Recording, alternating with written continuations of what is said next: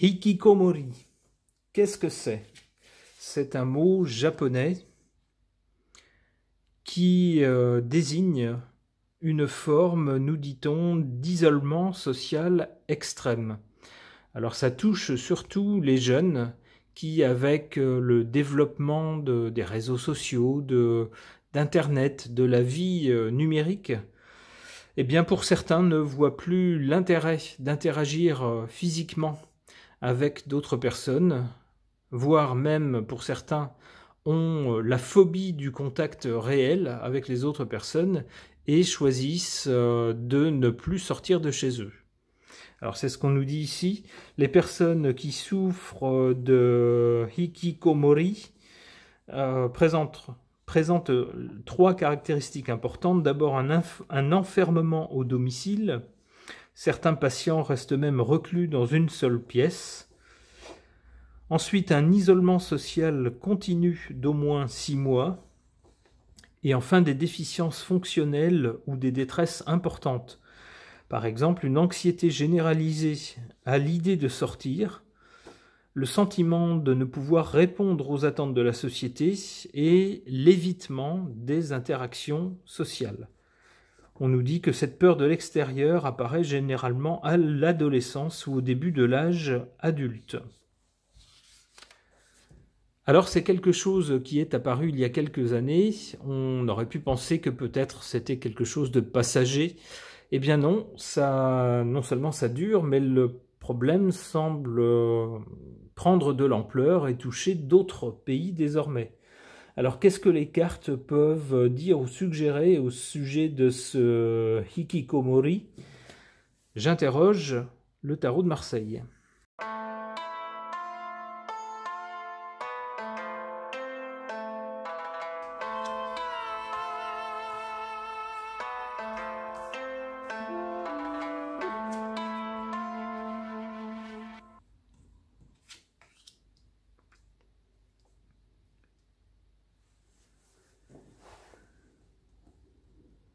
Ici, du côté de la cause, on a cette carte du battleur, c'est la première carte du jeu. La première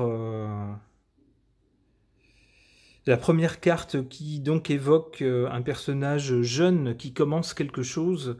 Alors j'y vois donc ici le fait que ce syndrome, cette maladie, je ne sais pas comment trouver le bon terme en français pour ce hikikomori, touche principalement les jeunes ou les jeunes adultes.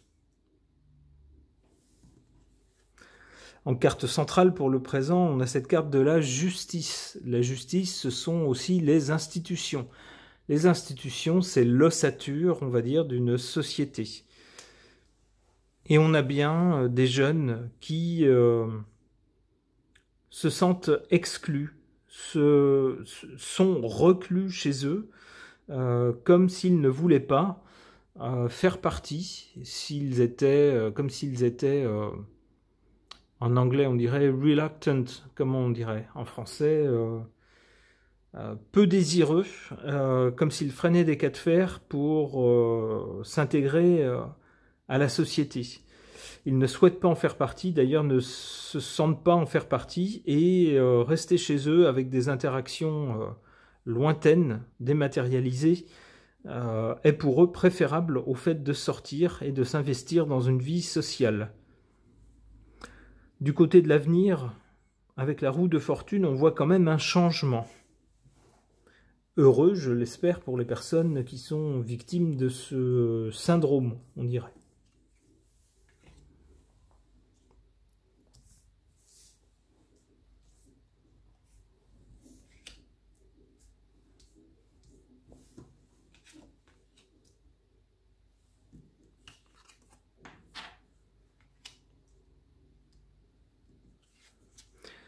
Le chariot, normalement, c'est un peu une carte de Mars. C'est la force d'aller de l'avant, la force de la conviction, la force de renverser les obstacles, le fait de donner un coup de rêne sur les chevaux pour les faire avancer, partir en avant. Eh bien ici, cette carte est en position de faiblesse. On aurait donc des jeunes qui, face à la société, n'ont pas envie d'y aller, n'ont pas envie de s'y intégrer, La société leur fait peur, ils se sentent trop petits par rapport à cette société, angoissent à l'idée de devoir s'y intégrer, et du coup n'ont pas la force d'y aller, et préfèrent rester en retrait. En carte ici valorisée, on a le monde qui montre bien que malheureusement ce problème dépasse les simples frontières du Japon et touche les autres pays aussi.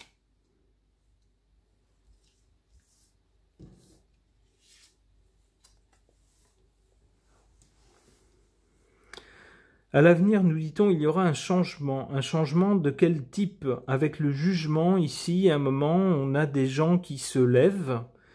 Alors ça pourrait être symboliquement le lit de la chambre des personnes qui sont recluses chez elles, par exemple.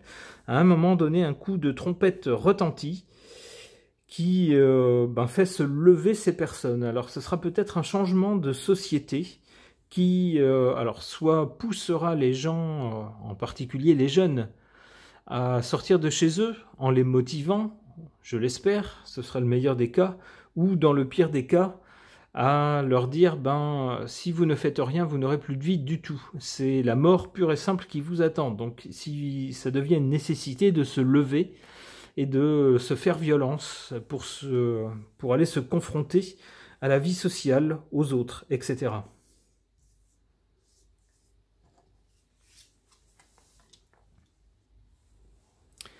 Le pendu.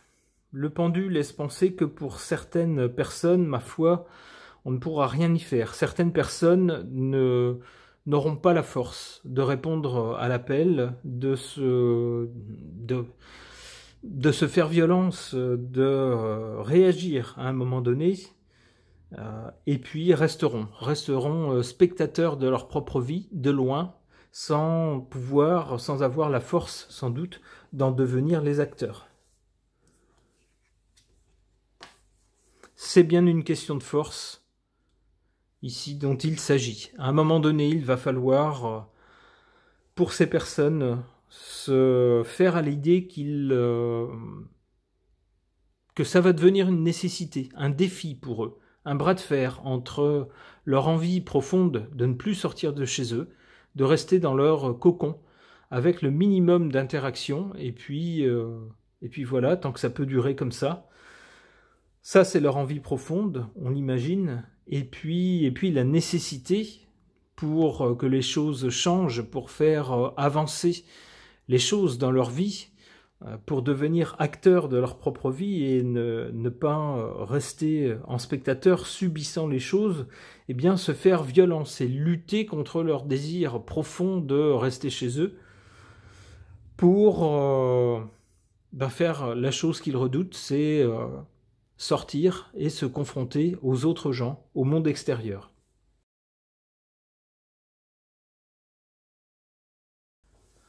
Concernant le hikikomori, une forme grave d'isolement social qui touche surtout les jeunes, qui ne veulent plus sortir de chez eux, qui ne veulent plus interagir avec le reste de la société, autrement que par des outils dématérialisés, numériques, et qui ont d'ailleurs une angoisse, une phobie du contact humain réel et de l'extérieur.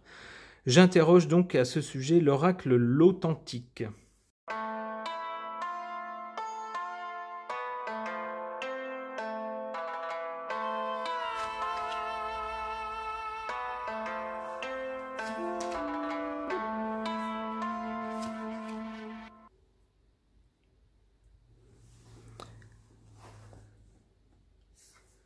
À l'origine de ce syndrome, appelé hikikomori, on a bien un problème de santé.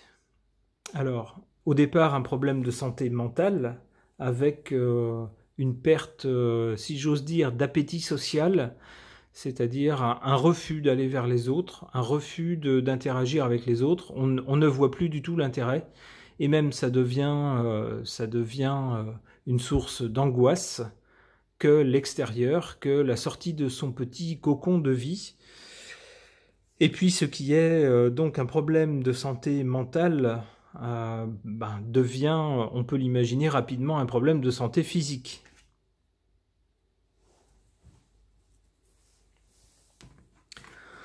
On nous dit, en quelque sorte, alors c'est très imagé, mais c'est comme ça que je comprends cette carte, qu'il faut faire péter le bouchon. On a des personnes qui sont enfermées dans leur petit monde et qui hésitent à aller vers l'extérieur. Il y a une sorte de porte fermée en eux, entre eux et l'extérieur, entre eux et les autres, entre eux et le reste du monde. Comme un bouchon dans la bouteille, ils sont enfermés dedans. Cette carte nous dit qu'il faut faire péter le bouchon pour aller vers l'extérieur. On voit bien les petits traits ici de la bouteille de champagne. Le champagne, d'ailleurs, peut représenter une idée de fête, de moment festif, d'interaction avec les autres, dans une ambiance joyeuse, détendue, festive donc. C'est compliqué de faire la fête tout seul. Ici, en résultat, sans doute nous dit-on ce qui attend ces personnes, les personnes victimes de ce syndrome, si elles ne font pas péter le bouchon, si j'ose dire, de leur isolement, voilà ce qui les attend à plus ou moins long terme. Alors d'abord, c'est une mort symbolique, sociale, socialement, si on n'interagit avec personne, si on ne voit plus personne physiquement, si on n'a plus de contact physique, ne serait-ce que visuel, avec d'autres personnes à l'extérieur, bien socialement, on est mort.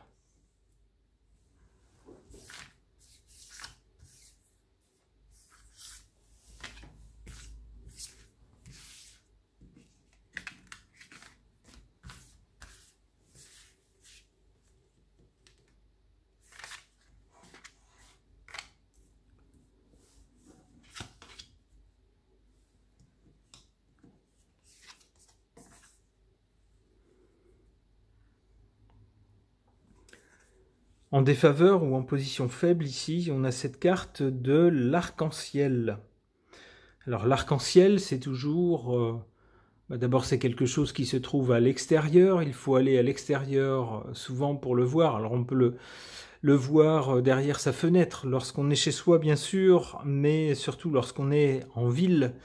Il est préférable de sortir à l'extérieur, d'aller dans un parc ou même de se promener en voiture pour voir au loin un arc-en-ciel. Et bien évidemment, les gens qui ne sortent pas ne peuvent pas le voir. Alors symboliquement, ici, on a le fait de rester chez soi qui empêche de profiter de bons moments, de bonnes opportunités, de petits moments de la vie en société qui ne sont pas du tout prévus, mais qui parfois font plaisir. Une inconnue, par exemple, qui vous demande quelque chose et vous gratifie d'un petit sourire. Quelqu'un qui s'arrête pour vous laisser passer, une petite conversation pas du tout prévue avec un commerçant par exemple, qui représente 5 minutes sympathiques, la rencontre de quelqu'un qu'on connaît dans un autre contexte mais qu'on n'attendait pas dans un contexte comme celui-là, comme celui d'une sortie en ville par exemple, chez un commerçant, et puis avec qui, mine de rien, il y a un échange sympathique. Tous ces petits moments, tous qui sont autant de petits arcs-en-ciel sociaux, si j'ose dire, eh bien ici sont en position faible, bien sûr, pour ces gens qui restent chez eux.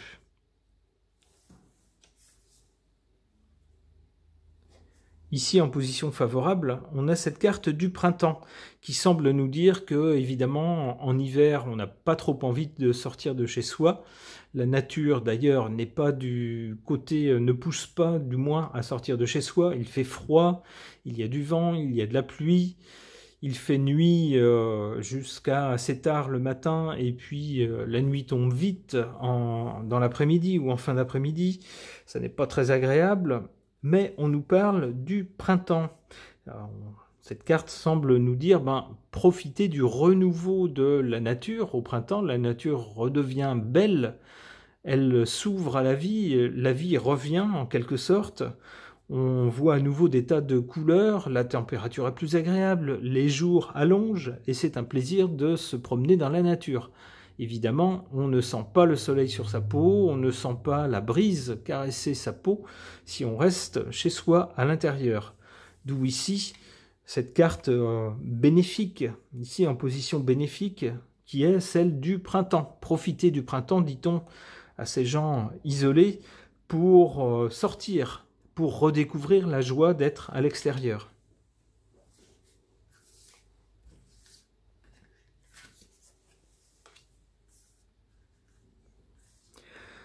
La bougie. Alors, contre cette mort sociale, on nous dit de garder espoir, même si dans un premier temps, certaines personnes ne trouvent pas la force de se faire violence et de sortir de chez eux, de vaincre leur appréhension, leur peur, et de céder au confort de leur petit cocon, là où ils se sentent bien, là où rien de grave ni de choquant n'arrive.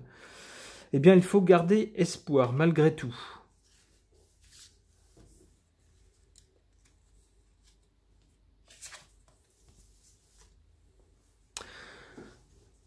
On a ici à nouveau la carte de la maison, donc même si on reste chez soi, nous dit-on, ici, on garde espoir même si dans un premier temps on reste chez soi. Alors j'imagine que même si on est chez soi, ça n'empêche pas d'avoir des échanges avec d'autres gens, c'est peut-être aussi un début de solution, commencer à échanger avec d'autres personnes virtuellement avant d'échanger vraiment. Alors ici, on semblerait nous dire en revanche que la maison mène à l'hiver, c'est-à-dire au gel des relations sociales, au gel de la situation. Si on ne sort pas de chez soi, eh bien on est voué à y rester d'autant plus longtemps. C'est-à-dire que plus on attend pour tenter de résoudre le problème, plus le problème risque de durer. Allez, une dernière. La naissance. Après l'hiver vient la naissance. Donc, avec cette carte de la bougie qui nous parle d'espoir, ici la carte de la maison et de l'hiver qui associe donc les deux, qui nous dit que rester chez soi, c'est comme geler les relations sociales, geler son rôle dans la société. Eh bien, il faut se faire violence et puis renaître à la vie. Après l'hiver vient le printemps et c'est là qu'on renaît. C'est tout ce qu'on peut souhaiter à ces personnes, on ne peut qu'essayer de les soutenir. Peut-être si on en rencontre quelques-unes, essayer d'être particulièrement bienveillant et doux avec eux pour les encourager à s'intégrer un peu plus à la société. Tout le monde y a son rôle à jouer, qu'on soit battant ou qu'on soit timide pour aller vers la vie. Ce tirage est maintenant terminé, merci de l'avoir suivi.